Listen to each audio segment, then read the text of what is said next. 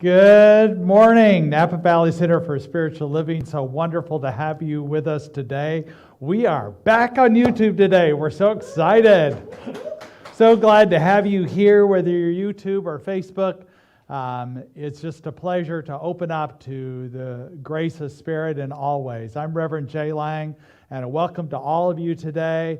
And we have a treat for you today. Our live musician will be Yasmin Williams, but we're going to start with a chant this morning that Shauna has created, and I hope you enjoy it and sing along with it.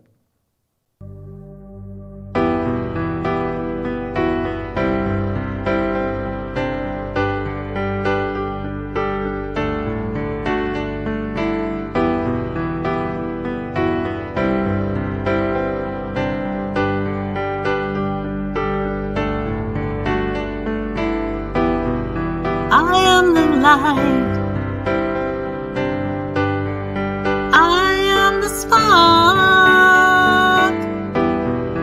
I am the joy that burns in your heart.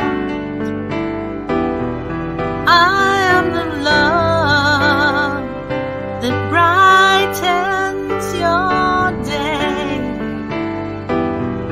I am the light.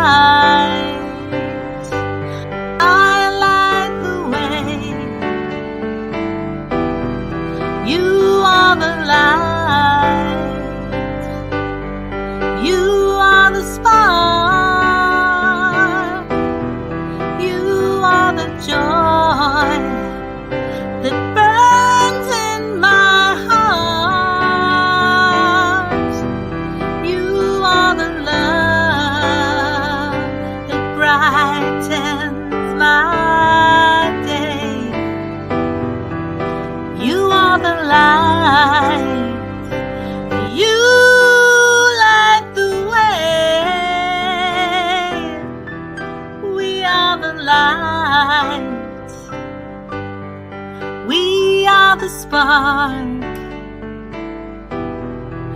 We are the joy that burns in your heart. We are the love that brightens my day. We are the light.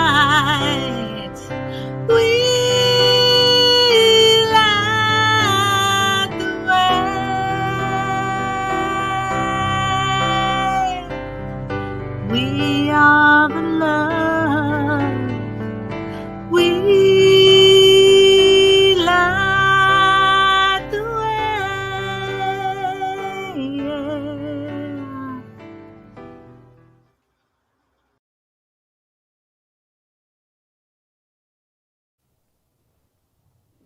Beautiful. Thank you, Shauna, for that opening. And we are the light as we open up to Spirit's grace within us and always.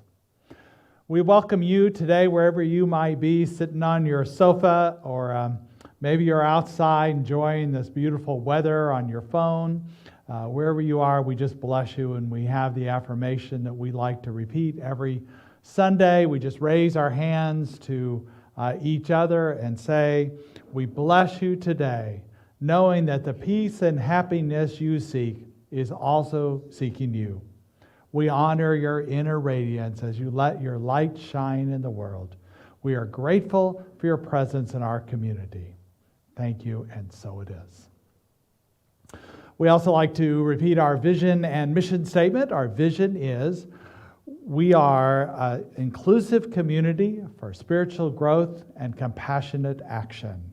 And our mission statement is, we are co-creating a world that works for everyone by living intentionally, loving unconditionally, and seeing God in all people and all faiths. Thank you for affirming that with us today and always. We know it is an awakening consciousness in this community that continues to expand and create the tools and the ways that we can create a world that works for everyone. So in terms of announcements, I wanted to let you know many important things that are coming up this week. It seems to be the week where everything is coming together. Tomorrow, Monday, is MLK Day. And usually here in Napa Valley, we are part of an organization that creates a weekend of community service and a commemoration in honor and of the legacy of Dr. Martin Luther King Jr.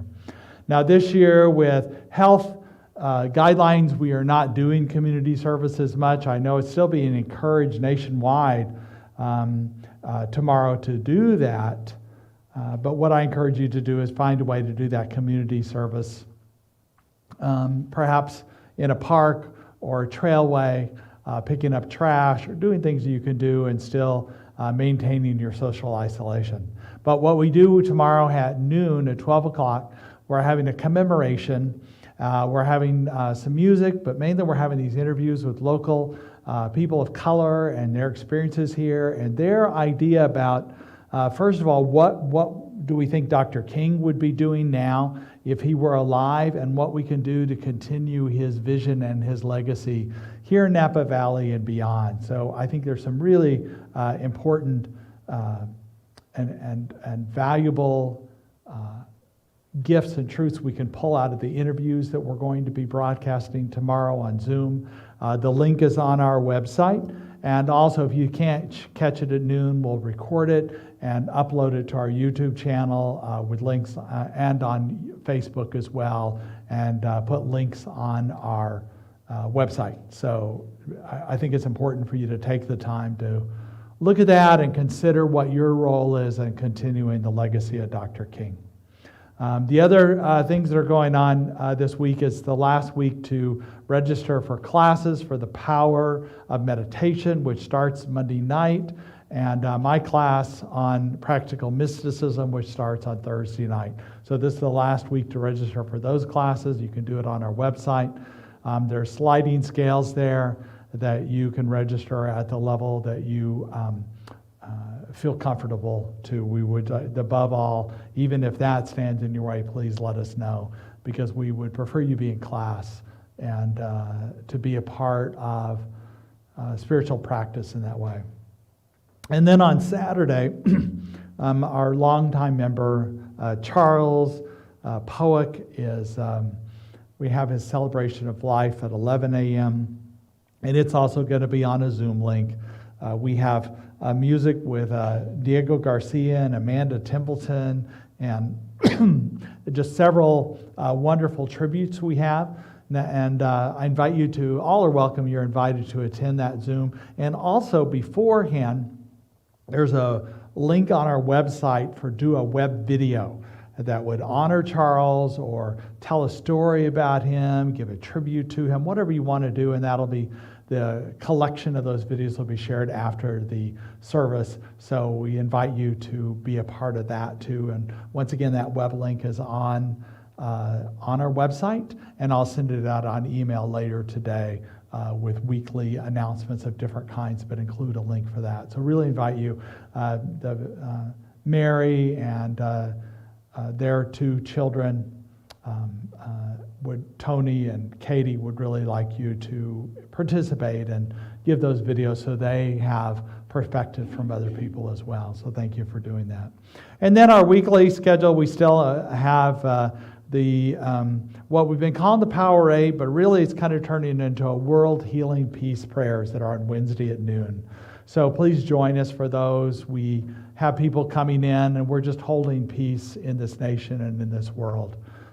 So it might be for a particular intention as well, but right now we're primarily doing this world peace healing meditation and prayers. And then also Wednesday evening as meditation time, both in English and Spanish. If you're interested in that, the links are on the webpage as well. And then Thursday we have a recovery group that it meets, and the links are on the webpage as well. So different things that you can be engaged in during the week, and hope you are able to do that. And now we're going to begin the sacred part of our service as Yasmin Williams opens us up in music.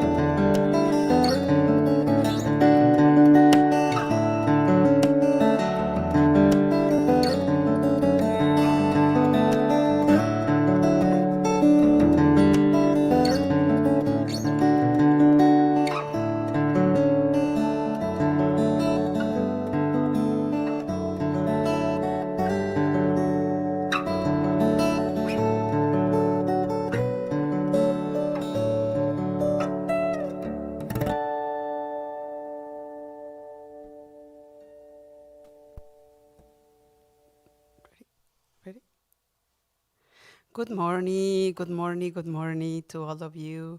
And I want to say thank you to everybody who is here and who are there. And today I was thinking what I want to share with you. And all the time when I came here is the same routine, but something always going different. And then my heart start beeping, right? Getting nervous, what I'm going to share with you, who is seeing me.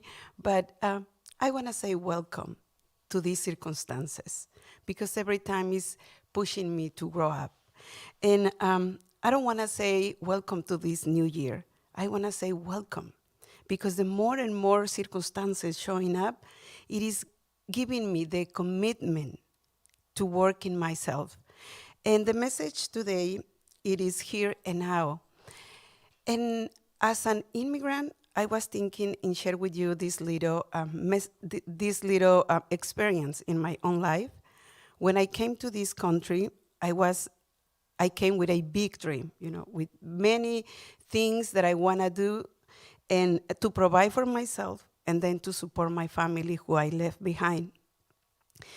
And after that, you decide to work all days a week, too many hours. Whatever it is good for you. You don't choose what to do. Anything comes to you, you do it. Just you need to get money to provide for yourself and provide for your family. And by the time pass, you forget about to live in the present moment, in the right here, right now. And sometimes when the dream is too big and I cannot reach, the depression is showing up in my life, Many questions, forgetting about living in this right moment. Even though I was studying science of mind, even though I hear everywhere that this is very important, living here, right now, even though I was listening everywhere, it wasn't in my head or in my heart. Just it was worse, only worse. And thank you to these circumstances, because I was very immersed, trying to reach my dream, that I was forgetting other important things. And with all these circumstances, something stopped me, and bring me to practice the present.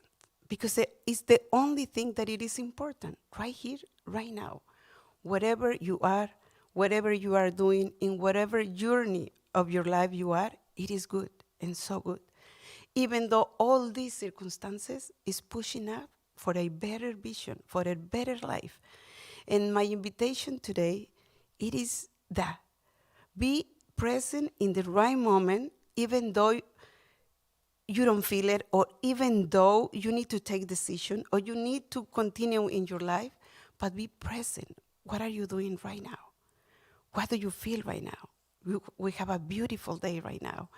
Wherever you are, in your chair, in your couch, in your home, whatever you are, be present and practice in the present.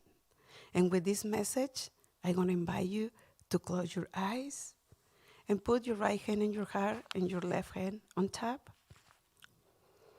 And breathe deeply.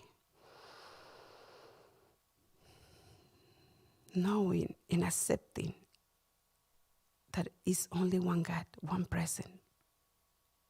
Nothing else is important. Just this right moment. Nothing to worry, nothing to fix. Just feel it. Just feel. Feel the air. Feel the beating of your heart. And everything is perfect. Get in peace. Peace. Peace. Y en este momento reconozco solamente un solo Dios, una sola presencia. Reconozco que somos uno y que no hay nada que pueda separarme de esa vida perfecta para la cual he sido creada.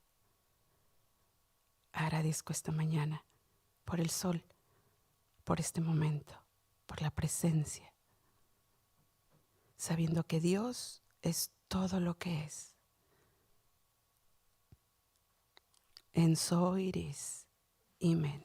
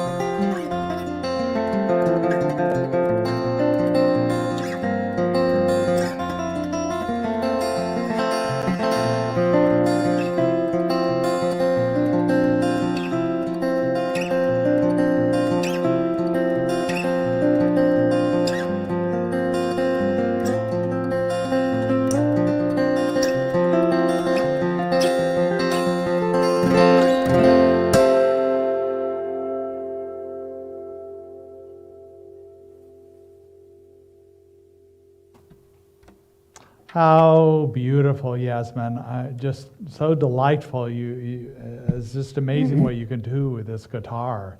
Thank you So many rhythms and melodies. So thank you so much. And if for those of you who follow our regular broadcast, we had a technical difficulty with her music on December 15th, I think it was. So it's good to have her back, and you can hear her play live. So thank you so much. Thank you.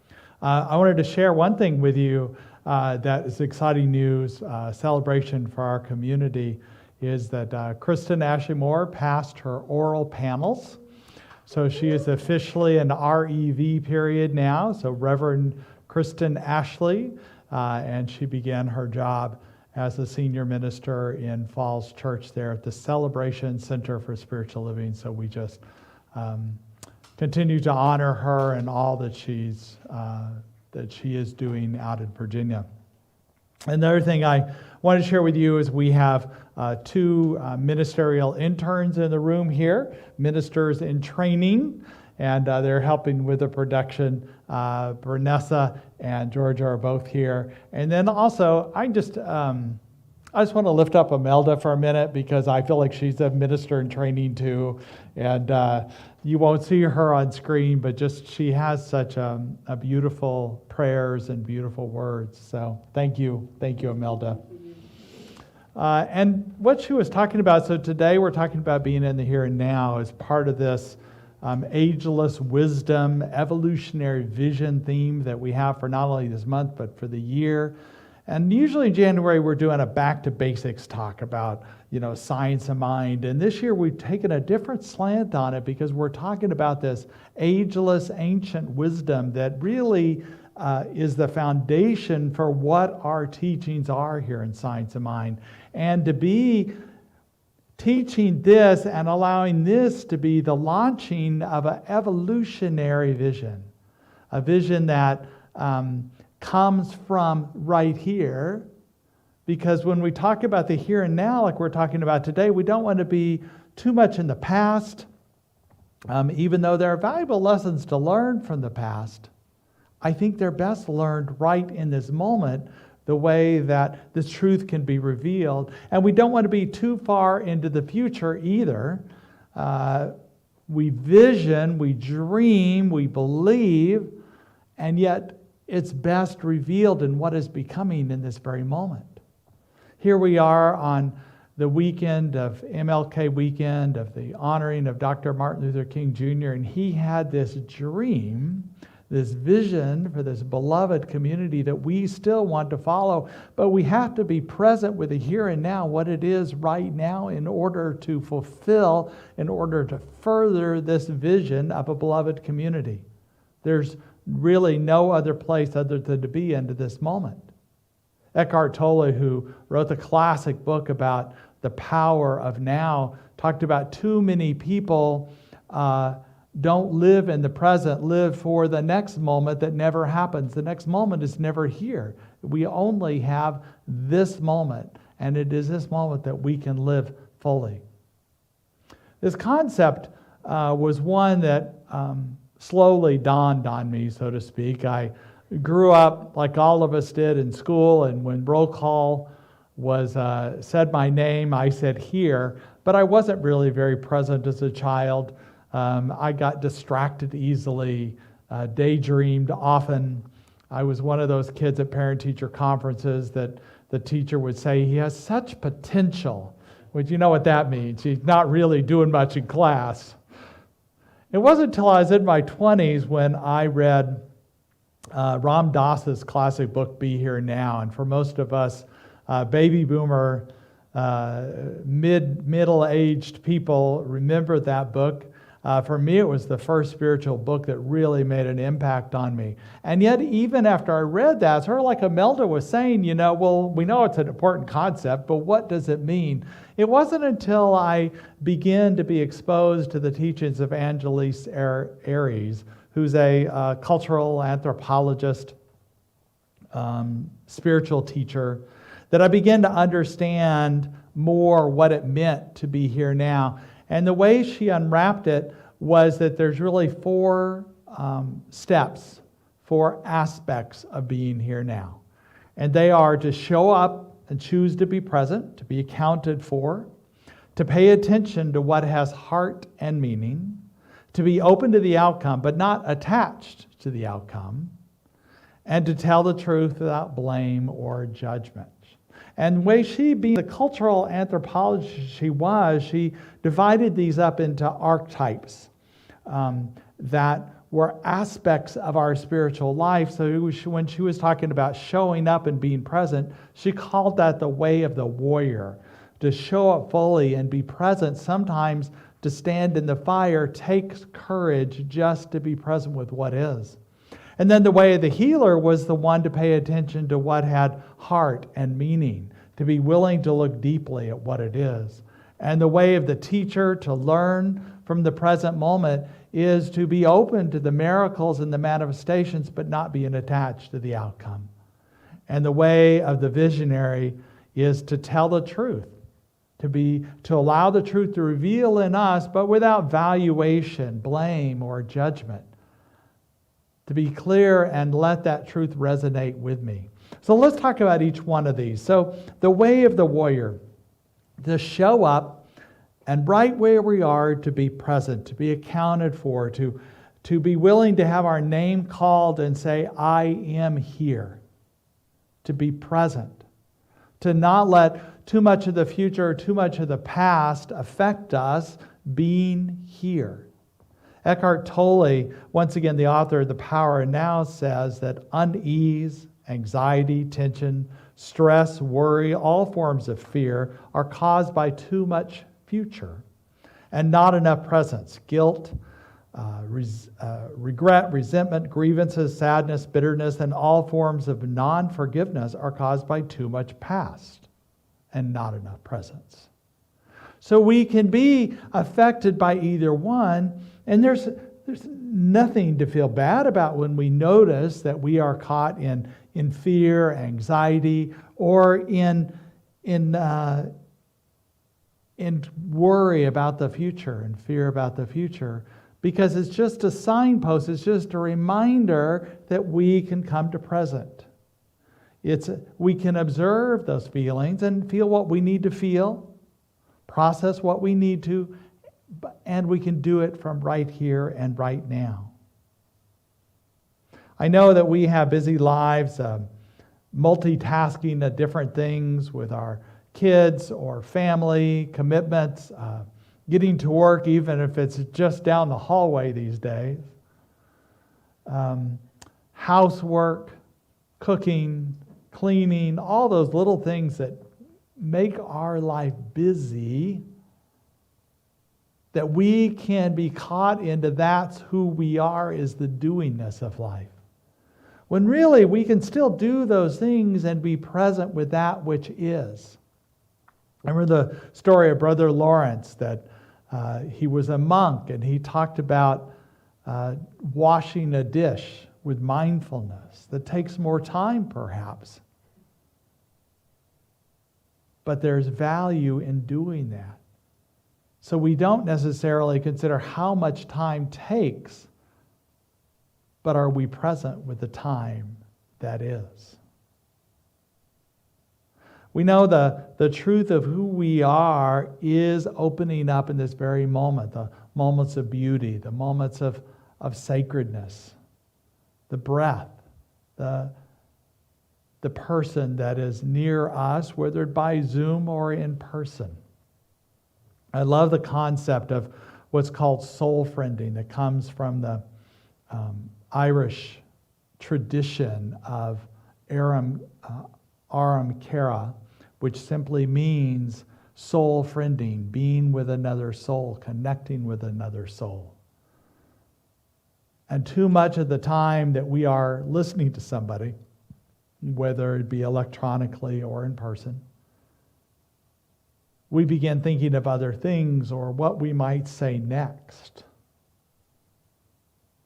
or how that affects us in some way. And it's natural to have a response to a person, but we also want to make sure we're present with that person or persons, to connect deeply, to be present. when we went through the New Year's rituals where we released beliefs and attitudes we had with dissolving paper, but then we took the white stone and we wrote a word on it that is the word that we would bring into the new year. The word that was revealed to me was not the word I thought I would do, because Chris and I had planned this ritual, and I was thinking what different words I could say, joy or happiness or whatever it might be. But I allowed the word to come through me, and the word was magnificence. And at first I had a resistance to that word, because I thought it being, my personal magnificence or my ego magnificence, or I am all that, and I didn't want that. But I realized it's a divine magnificence that comes through me. And I've used that word so much in the past month, the past few weeks, to really look at my life and things that don't serve magnificence, divine magnificence. Whether it's a thought I have, a judgment I have, or worry or fear I have, that I recognize that if I get caught in the past or present, that I'm not and cannot fully be this divine magnificence. So I invite you to look at ways that you show up in mindfulness, to be present, to be open to just what is here right now without being concerned about what could be, what might be, or even what was. Because we know that what was affects where we are right now, but it doesn't create the now. That we continue to create the right now that we experience. That principle is not affected by precedent, that we can recreate in this moment, be grateful, and know the truth that is revealing itself right here and right now. And that's what being present is. That we can notice the feelings we might have, the worry over a situation. Lately there's been a lot of things that have happened in the news, at the Capitol building and other places, even locally, that concern us. And we want to be aware and mindful of that, but from right here. And from right here, we can allow the truth to be expressed through us and let go of the worry we might have. We can still express concern for people, and our prayers are not one of worry, but one of the truth that's revealing, and knowing that the truth is revealing for this person, the situation, for ourselves right here and right now. And the only way we can know that, realize this, is to be present. So let's move into this way of the healer, because I think this part of paying attention to what is in the heart and what has meaning for us is the way for me to access what's the truth is right here and right now, to reveal the healing that is happening. I may be experiencing a condition in my body or in my relationships or in different kinds of situations, something I hear about in the news or an event happening or about a friend. And instead of being overly moved out of the present moment with this news, I come back and stay. I come back, because it does take me out perhaps, but I come back to this moment and just simply ask, what is important for me to know right now? What is important for me to know about this right now? And what is the truth that is revealing itself, if it's about a past event or a future desire? What is revealing here, and what is the fullness of spirit that is being expressed right here and right now? Where is the heart in it, and what meaning does it have? Not only for me, but for the world. I'm not saying it's all about me, but I am saying that I don't want to be caught in my judgments about the situation or about my fear about the situation. I want to know what the truth is right here and right now. And that truth is what I want to continue to act on, and in my mind and in my body and my soul and my heart. I want to be connected with that and know that truth, and know that truth is spreading out from my knowing. And with the practitioners, we sit together on Tuesdays and know the truth for so many people in so many situations. We let go of the condition, we turn away from the condition and know the greater truth that's coming through in that way. I turn back to Eckhart Tolle in his words. I love what he said. He said, "Don't look for peace." When I first read that, I go, what do you mean don't look for peace? I'm always seeking peace. He goes, but listen to what he says about that. Don't look for peace. Don't look for any other state other than the one you are in now. Otherwise, you will set up inner conflict and unconscious resistance. Forgive yourself for not being at peace. The moment you completely accept your non-peace becomes transmuted into peace. Anything you accept fully will get you there, will take you into peace. This is the miracle of surrender. How about that? The miracle of surrender is we accept what is, and it brings peace to us. But what he's saying is when we go out looking for peace, the peace is out there. I'll be happy when this happens. I'll be happy when there's no COVID in the world. I'll be happy when there's a new president. I'll be happy when this happens. When I win the lottery, I'll be happy. Guess what? The happiness is not out there. You're not going to find it out there. There's the rainbow at the gold at the end of the rainbow. You never find. The horizon is always moving in the future. Think about it. As you're walking or driving, the horizon is still over there. You never get to the horizon. You might as well stop, surrender, and feel the peace and joy that is present in this very moment. Nowhere else. It's not out there. It's not in another person, another situation. It's right here. And that's the value of this, the way of the healer, as we allow the heart and the meaning to come forth in this very moment. And then we move into the way of the teacher, which is to be open to the miracles and the manifestations in this very moment. But not being attached to how we think it should be, because as soon as we move into the should be, or the could have been, or the would have been, then we're moving out of the here and now. So to realize what is right here and right now, the miracles and the manifestations, that which to be grateful for right here and right now. And the teaching that can be found, the way of the teachers can be found in this very moment. But it's the expectations that keep us from fully being present. I heard a scientific study that was done and around intermittent rewards. So if you can imagine, often these kind of experiments done with mice, right? There's some sort of maze. When they ring the bell or get through the maze, they get some kind of reward.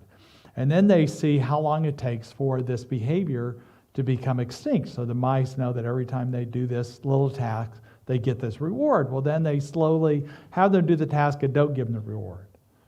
And then they give them the reward. And then they don't give them the reward. And then so the intermittent reinforcement, and then there's less and less they get the reward to see when they quit doing it. And after a while, the mice, after like 10 times, I don't know how many times, but let's say it's 10 times, they quit the behavior. They no longer think that there's going to be a reward. Well, they did the same kind of things with humans, and guess what? It took a lot longer for their behavior to become extinct. They became attached to it. What they did is they had people complete a task, a survey, and at the end of the survey, they got $5. And they never promised the $5, but they did the survey and they got the $5. And one time they did the survey and didn't get the $5. And they did it the same way as the mice, but the problem is the people were attached to it. And when they stopped the study before it was supposed to be completed, or they didn't really explain it very well, the people became very angry about it. And actually, there was some evidence of people breaking into the place where the lab was, where the experiments was at night, and they're thinking it was people trying to get their money that they expected. We have the ability to analyze. We have the greatest brains that have most evolved and developed, but we also hang on to things longer than necessary. And that it is that attachment to how we think it should be that keeps us from accepting and being with the miracle. Remember, let's go back to Eckhart Tolle and what he talked about. We're not looking for peace because we'll never find it. Peace is when we surrender and let go, we find it right here. So when we are attached to something to be a certain way, we're not going to find the peace. We're not going to enjoy that which we have. You'll hear stories of athletes or academics who have reached a certain goal, a certain prize. They won the big championship. They find that award is fleeting. They enjoy the moment, but it was almost the enjoyment of going after that reward motivated them more than actually getting the award. And that has to do with our body chemistry and the way we're built up. So it is in the seeking, let us be present with the journey that we're on. Not expecting that reward, but just being on the journey and open to what is the miracles and the manifestations that are happening in ways that we might not expect. And yet it is that which our intentions are, our prayers are, that open us up, that we surrender and allow these miracles to happen in our lives, the little things that happen. If we don't, we miss the manifestations of what are happening, the sacred and the beautiful and the joyful. There's a wonderful story about a man who had a flat tire in a remote road, and when he went to change his tire, he realized he didn't have his jack. And so he saw a farmhouse a distance away. And so he began to walk towards that house in order to get the jack. And on his way, there was a swamp he had to walk through, and he was got all wet and muddy. And then there was a hill he had to climb to get over to the other side. And there was all these thorny bushes he had to get through. When he finally made it to the house, he knocked on the door, and a woman answered the door, and he looked at her and said, "I don't even want the darn jack." So kind of a funny story, but kind of not, because by the time we think these obstacles, we're not in the process. We think life has so many challenges that we give up on the dreams that we have. We think it's not worth it because we're so wanting that external reward. We just want that kind of relationship or that kind of job or that kind of situation, when really the swamp is an okay place to be, and we can find beautiful things in the swamp. We can find the sacred. We can find spirit. And if we can't find it there, we're not going to find it later on. We got to find it right here. And so we surrender to that which we think and allow Spirit to come through us. And I think this last piece, the way of the visionary, is probably the most important, and yet can't be done unless we go to the other parts. We believe in a vision that we repeat every Sunday, a world that works for everyone by living intentionally, loving unconditionally, seeing God in all people and all faiths. We believe in that vision. But if we're attached to that which is a world working for everyone in whatever form we think it is that it's going to happen, we're going to miss the opportunities in this very moment to actualize this vision, to tell the truth without blame or judgment, without analysis, without our inner critic. And if no other thing, as we have this vision of Dr. King about a beloved community to look at this weekend, and after the events that happened at the Capitol just a week ago, and how that seems so far from this dream that we have, because there was definitely racist overtones in that attack on the Capitol. There was misogynist and anti-Semitic views of people that what the flags and the T-shirts and their comments made.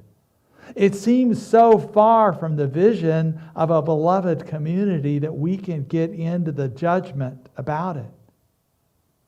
But what if that was just the truth that emerges so we can see what is? We can see where people are at in their fear and their worry and their concerns about the world that's being created that's not part of their expectations. It doesn't excuse that behavior. Don't take my words for that. The violence has to be held accountable. The threats on people's lives have to be treated with justice. But we can also know that it's good to have everything out in the open in a constructive, healthy way. I am in the process of Taylor, my stepson, who, by the way, is continuing to heal his leg. He broke his leg a few weeks ago, but he was in the middle of a project working on his fifth wheel trailer, and I've taken up that project for him while he's healing.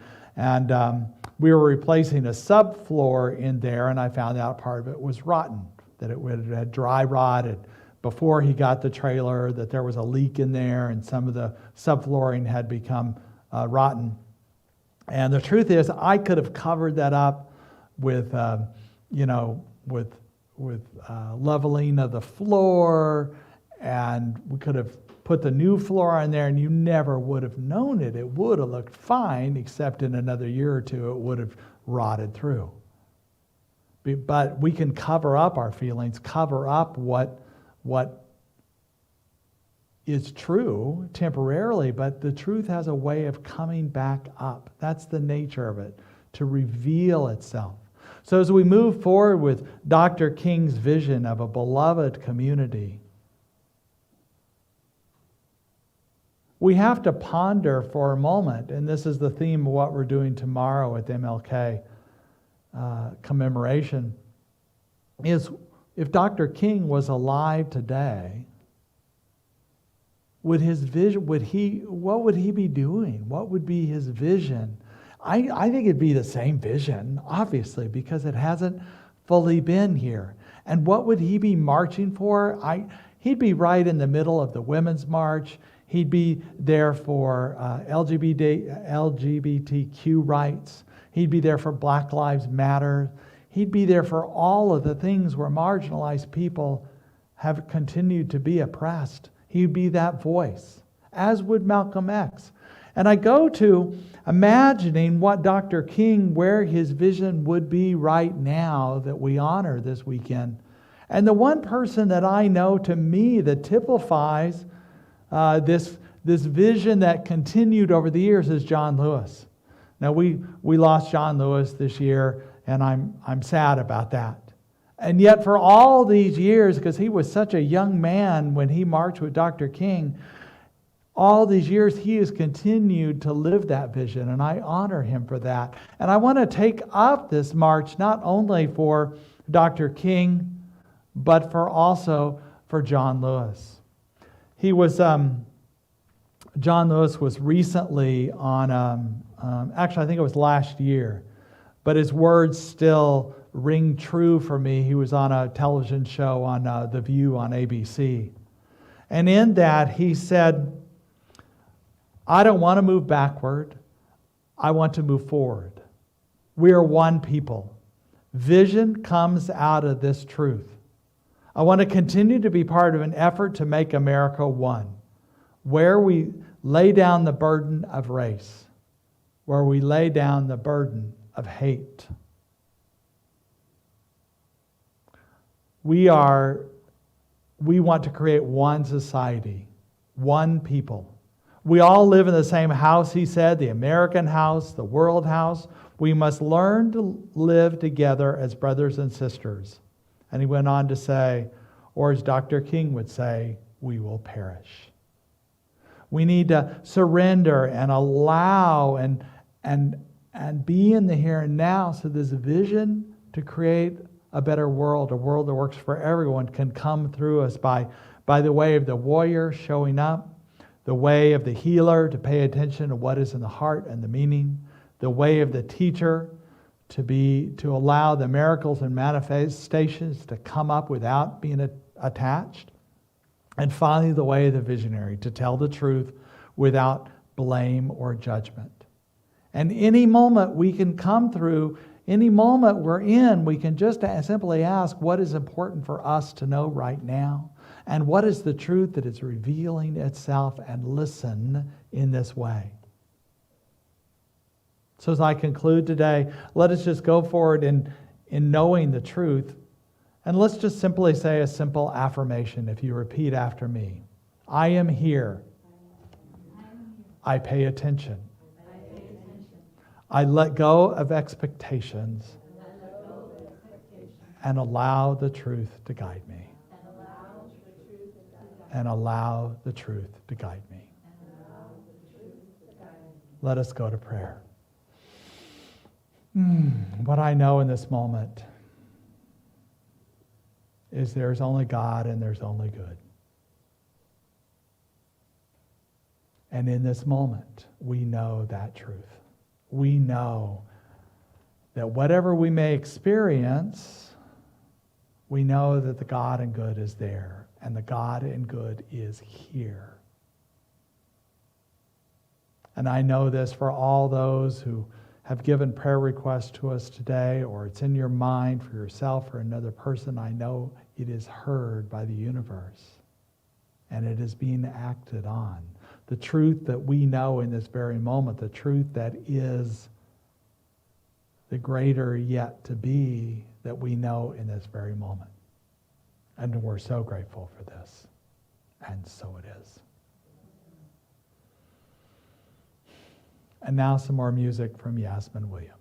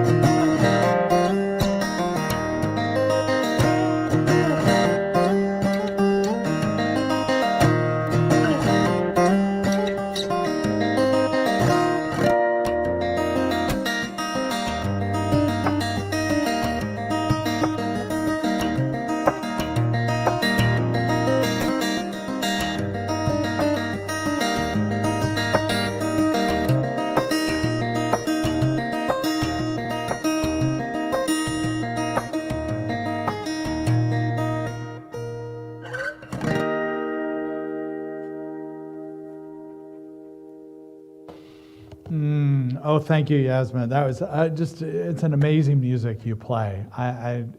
We're all in awe here. And the comments have been online of this echo that. So thank you so much for being with us today. A couple reminders is, as I mentioned, this is the last Sunday to sign up for the power meditation or the practical mysticism class. You've got a couple weeks still to sign up for Power of Your Word that Bernessa is going to teach. And in fact, next Sunday we have a treat. Bernessa is going to speak next week, so you'll get to hear her. She spoke last year a couple times, but it's been a while, so you'll have a treat to be able to listen to her talk next week. So join us for that. Tomorrow, we got the commemoration at noon. Like I said, if you can't make it at noon, it'll be the posting will be a recording will be posted. But I think it's just amazing interviews that we've done, we've worked on, and Butterfly Love Hugs. I don't know if you know her. She's going to be the feature speaker, and she's just a delightful being. So if you were part of our study group, you know about her. So.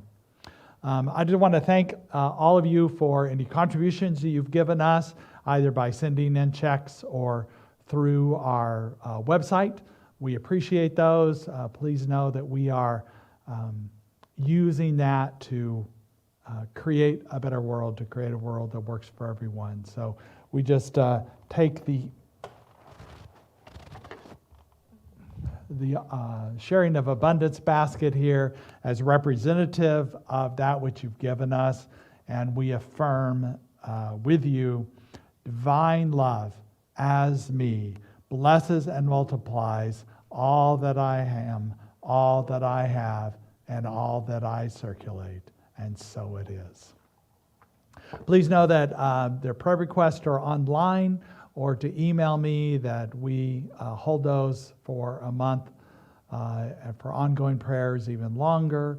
And we're always, the practitioners and I are always grateful to be able to pray for you. It's our way of service and our gift that we get to do that. We have the opportunity to do that. So we also just bless all our children and families out there during this time of online learning and learning where they can. I know it's an extra effort that's being in our families currently. So thank you for being who you are, and thank you for the love you give these children and blessing all our children. We simply say, we love you, we care about you, and we're here for you. And finally, our community affirmation that we like to repeat. If you'll repeat after me.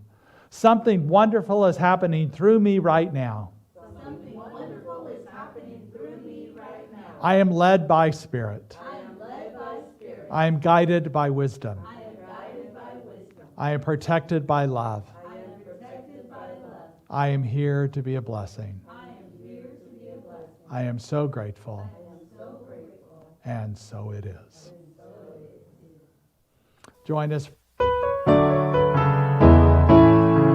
Let there be peace. I am a stand for peace. Let there be love. I am a stand for love. Let there be joy. I am a stand for joy. We are making it new now. So let there be peace. I am a stand for peace. Let there be love. I am a stand for love. Let there be joy. I am a stand for joy. We are making it new now. We are making it new now.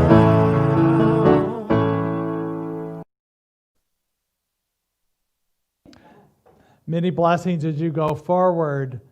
I know that the here and now reveals the greater truth for all of us. And so it is.